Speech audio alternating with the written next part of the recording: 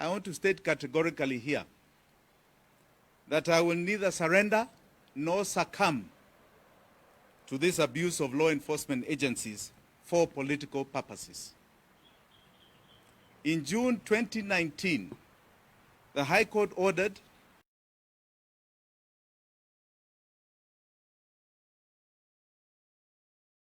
the judge ruled that the state had acted irrationally by cutting away those guns while I still held a valid license. The court declared that my rights were violated by the DCI. The judge cited the actions of the DCI as being unlawful and actuated by malice. Malice. The court granted orders that all firearms be returned to me, and it has never happened. The High Court squashed the charges and summons that had been issued against me after finding that the case pressed against me was done out of bad faith and sinister motives. I want to reiterate what I said outside the courts in Milimani. George Kinoti is but a poodle in this political game.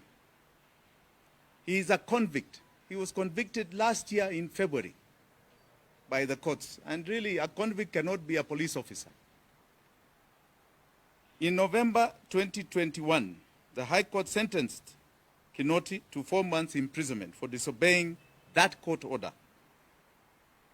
He is an embodiment of impunity and abuse of power.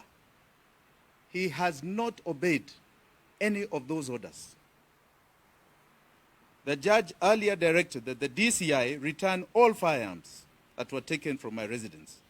Today, he has the audacity to ask me to give him firearms. The same Kinoti, and I think this is important people know, because it's important to articulate a persecution. The same Kinoti in 2017 took 3 vehicles from my home in Malindi. Those 3 vehicles for 5 years have been held in the police station, and those are high-end vehicles, rotting there, no charge, no nothing, no substantiation, but they have refused to release them. The same Kinoti tried to charge my father and I in Nyeri, charges that were dismissed, I can tell you, as completely malicious and unfounded. The latest summons and orders are very curious. They coincide with the ODM Party National Delegates Congress due to start February 25th. Earlier, I had warned that my party leader, with the help of Uhuru Kenyatta, were using the DCI to harass, intimidate, and silence me. The last time they raided my residence, I had planned to give notice of a special delegates congress. Mr. Odinga is in cohort with President Kenyatta, and they want to stop my presidential bid by whatever means. I will not be coward. Apparently, the National Executive Committee has illegally and unconstitutionally expunged my name from the list of delegates to the Party National Delegates Congress this coming weekend. This was apparently done in December 2021.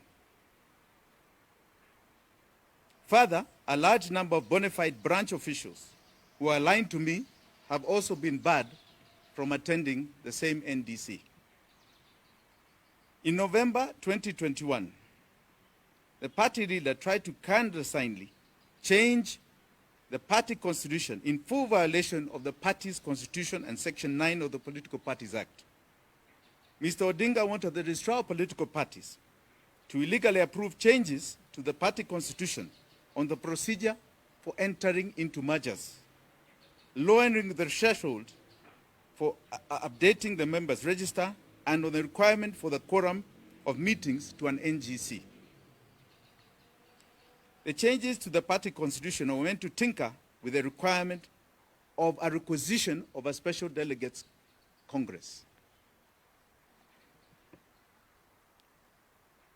When reason does not prevail, ODM, which is, and I've repeated this, like a new wing of this government of Uhuru Kenyatta, resorts to using agencies that we together fought to keep away. What they are doing to me now is what Raila and I went through when they raided my home, Muthaiga 44, in 2017. It is strange that Raila and his new cohorts are now partially in government, are employing the same tactics. Really, if ODM has learned the bad manners of using investigative agencies to silence reason, as he is doing now, what happens should he ascend to power? My only request to my beloved party, open the space for democracy. Open the door, open the door, open the door. The Registrar of Political Parties has given us until April 22nd for NDCs of parties that are participating in the 2022 election. Why don't they cancel the defective notice and issue one that is more inclusive? The party has extended the period for aspirants to apply for positions, including that of presidency. We want this process open. Open the door, open the door, open the door. Finally, it is a critical moment that all Kenyans collectively stand up and unyoke themselves from the stranglehold of the Kenyatta and Odinga families. The two families feel entitled and privileged while treating Kenyans as their subjects. The two families represent a parasitic, predatory, and a cruel leadership. It is an Itweka moment. At independence, we inherited a destructive and dangerous pandemic virus. It has been mutating. We have had difficult variants of this original virus. In every election cycle since 1964, we have seen the original virus mutating and taking different shapes and names. Today, we are told there are two horses. Nothing can be further from the truth. The two horses are nothing but the second generation of the original virus that is mutating into a third variant. It is another 60 years of slavery in the making. I want to assure Kenyans that I will be on the ballot, and where I will be is where the next government will be formed. It will be a government of the people and for the people of Kenya. It is a moment to cure the corrosive pandemic virus we inherited at independence. It is the end of 60 years of human and economic deprivation to our Kenyan people. It is not a working system.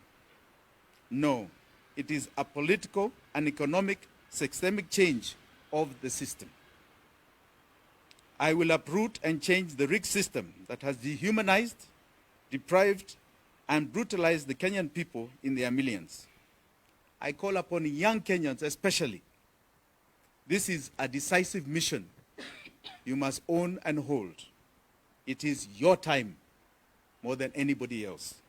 Thank you. Asanteni sana.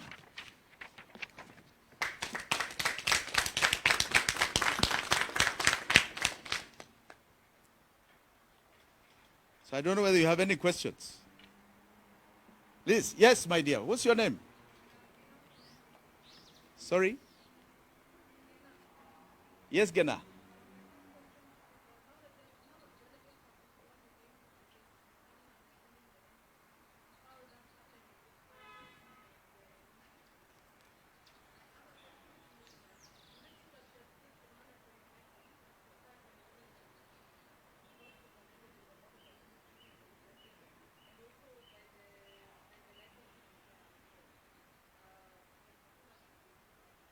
Okay.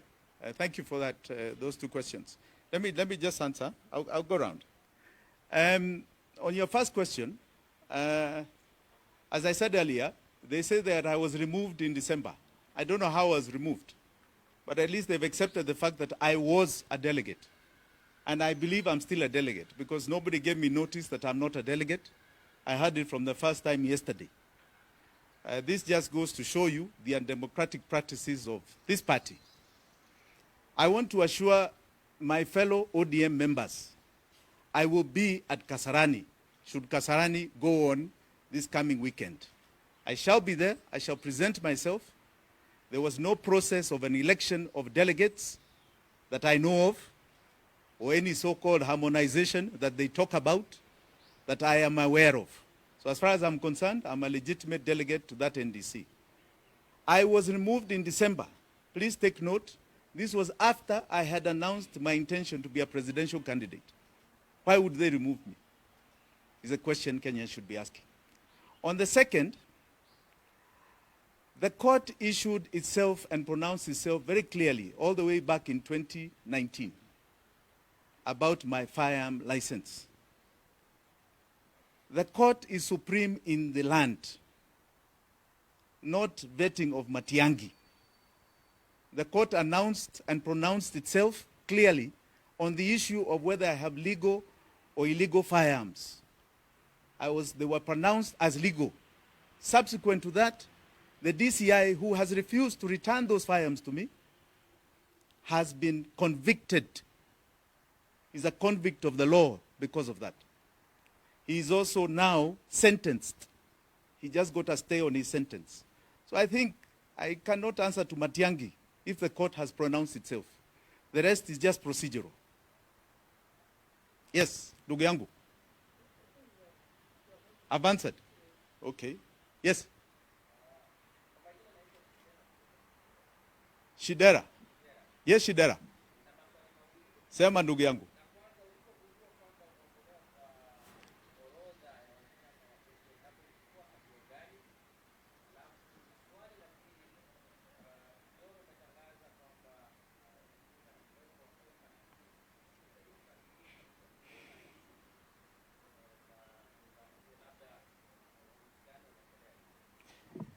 Kwanza nilijua tu jana kwa runinga, nyinyi watu wa Fourth Estate ndio mliambia mimi ati kuna mtu anaitwa Aladwa, chairman wangu wa Nairobi, ambao amesema siko kwa hiyo list.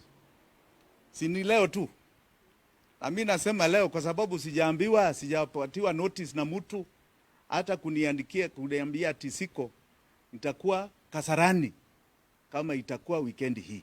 Nitakuwa hapo hapo. Kwa mambo ya Oka nilisema hata huku Kitui. Watu wa Oka, ani vinara wa Oka ni marafiki zangu. Lakini Oka si ODM. Chama changu ni ODM. Nilikuwa naungana na wao kwa ajili sisi ni marafiki. Lakini si unaona sasa niko kwa ODM. Na ODM walisema wako kwa Azimia. Sijui wapi hiyo Azimia ilitoka, kwa sababu mimi nikiwa delegate siambiwa Azimia ilitoka wapi. Ndio tunataka kuona tukienda Kasarani hiyo Azimia ilitoka wapi. Kwa sababu muungano wa Azimia ni kama muungano mwingine, hata ya NASA. Lazima ipelekwe kwa national delegates kwanza, iseme ati kuna azimio ambao kuna mpango, kuna coalition ambao tunatengeneza, wa delegates waseme wanaingia. Umeshika? Asante. Ini ingine? Yes, my dear. Yes.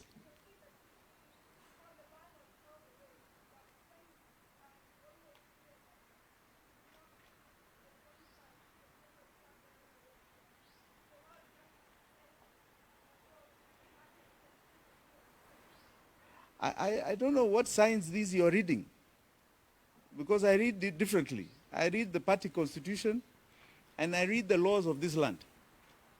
And the party constitution is very clear about how a candidate for presidency is elected. That person is elected at a National Delegates Congress. There's no other substitute. And it is done every 5 years. So I don't know which signs you're reading, because I am insisting I am insisting that they follow the law as per their party constitution. Otherwise, we shall call them constitutional party delinquents. And when they are called delinquents, there is another process in court. So kindly, let's not assume the end is nigh when it has not even come yet. We are just beginning.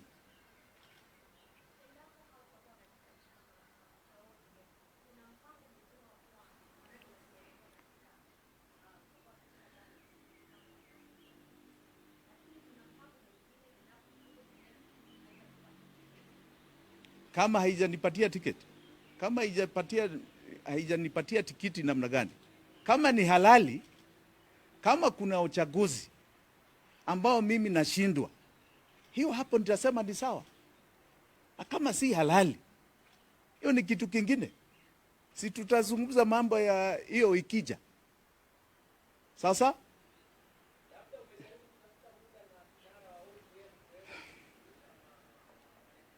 unajua hii ni demokrasia. Ukiwa kwa mlengo wa demokrasia, kila mtu anapambana njia yake. Si ndio? Mimi napambana njia yangu. Yeye apambane yake. Si tuko marafiki. Na ni chama ndio kwanza, ndio msingi wetu. Na chama ndio tunataka ifaulu. Ishike power. So lete aende yake, mimi niko na yangu, tukutane kwa debe ya chama. Lakini kisheria cha chama, kikatiba cha chama, inaandika nini? Inasema kukiwa na competition, lazima kuwe na uchaguzi katika NDC. Hata yeye sijui kama anasimama akiwa candidate wa ODM, amepiga application yake. Hatujaiona. Hajasema.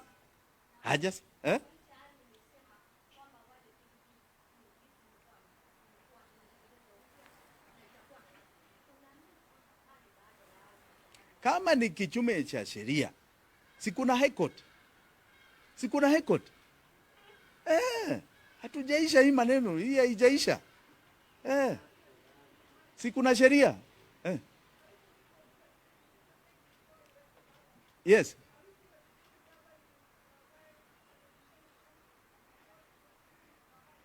You know, you're trying to push me when we have not had a fight yet. We are just beginning. Okay? I categorically state the following. That if the party does not follow the laid down procedures and the law of the party, they shall have those consequences to deal with, and I'll have my consequences to deal with. Wait until that happens, and I will tell you where we go from there next. Sasa?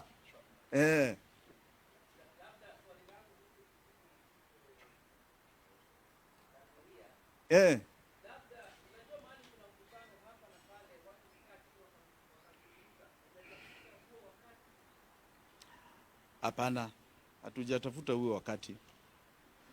Wajua, sijui kama nimekuwa adui ya hii chama, sijui ama wengine kwa chama. Kwa sababu ni kama sasa nimekuwa mtu ambao niko persona non grata. Unaona? Hata kwa delegate list wananitoa. Hiyo ni kumaanisha yani nimekuwa adui kwa ajili ya kupendekeza demokrasia kwa chama niende kwa kiti ya urais. Hii ni upuzi. Na hiyo upuzi hatutakubali ndugu yangu. Umeshika? Hatutakubali.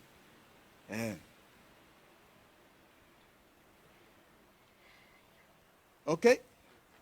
Asanteni sana. Thank you. Now, there is also a statement from some of the chairmen who are part of the case that is before the tribunal, but more importantly, they've been kept out of the delegates meeting, and they have a statement to issue. Karibuni. Thank you so much, Your Excellency. I am Reverend John Jenga Kamau. I am Chair Nyandarua County, and also a delegate who have not yet been invited for the NDC on Friday. We have the entire Mount Kenya ODM leadership here, part of Nairobi, part of Roa Eastern, and we are here to issue this statement in defense of democracy. We, the bona fide chairs and delegates of the National Delegates Conference, NDC, from various ODM branches across the country, are deeply troubled by the harassment and intimidation we are getting after filing a case at the Political Parties Tribunal against our party, ODM, on 17th of February 2022. Our suit against the party goes to the heart of democratic standards that are under severe threat.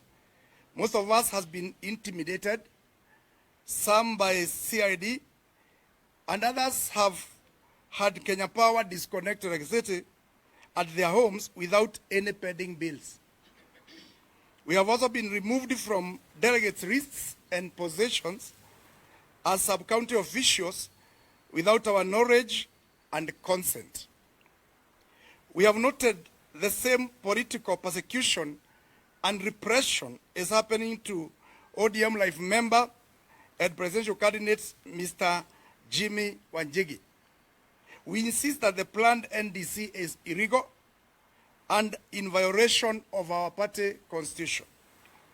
We want to reiterate our earlier statement and stand that no matter what, we shall stand to be counted as party, as people of truth who want to liberate our party, ODM, from dictatorial fiat.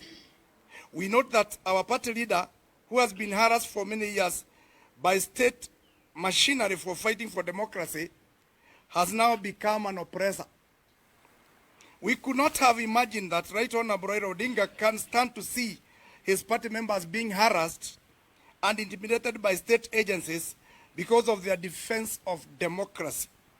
We are going to soldier on, legally and politically, and let there be no mistake. If we don't get justice from the Political Parties Tribunal, on 25th and 26th February 2022, we shall be attending the NDC to fight for democracy. We call upon all the ODM delegates across the country who have been removed from the NDC delegates list and denied their democratic right to attend the NDC to be on standby because we are unstoppable. Finally, we want to notify security agencies that if anything happens to the party member and presidential candidate, Mr. Wanjigi, or any of us, the ODM top leadership should be held responsible and accountable. We demand that the DCI and other security be politically neutral as per the 2010 Constitution of Kenya. If they do not show commitment to observe and adhere to the Constitution, we will go to courts for deterrence. It is signed by ODM chairs, delegates, and members. Unless there is a question also. But before we answer anything, we have had our meeting there as leaders, and we were asking this very vital question, just like His Excellency have addressed. If indeed DCI knows he has 11 guns or 10 and 450 ammunitions, how come they have left him to continue holding them in breach of security for Kenyans? Why didn't they carry and charge him with that offense? Why are they giving him 72 hours to surrender something that is harmful to the people of Kenya? And why 72 hours just 3 days before NDC? Why not today? That is the question we were asking ourselves here. We are also wondering, why is the NDC delegate list being tampered with? I've seen in the papers today that they will meet somewhere before going to Kasarani, so that if you are a member or you are a delegate, you must be there first to confirm. Is it that there is another list they are going to prepare between today and Friday? I thought this is something that should have been done long ago, but just to prevent him from contesting. And we are demanding especially from Mount Kenya. Some of us, we have vied on ODM when it was not popular. We were neglected. Right now, after Azimio, we are still getting neglected. Then the question is, are we children of lesser God? And we are not required in ODM. If Mount Kenya is not the matrix, we need to be told. We are not lack of options. And as His Excellency have said, we are looking to the ballot, either through ODM, and if they close the door, God can open another door. But we are going to go to the ballot through His Excellency Jimmy. And we are ready and we are determined. No retreat, no surrender. Thank you. Any question? Thank you so much. Thank you. Asante sana. Good. Thank you.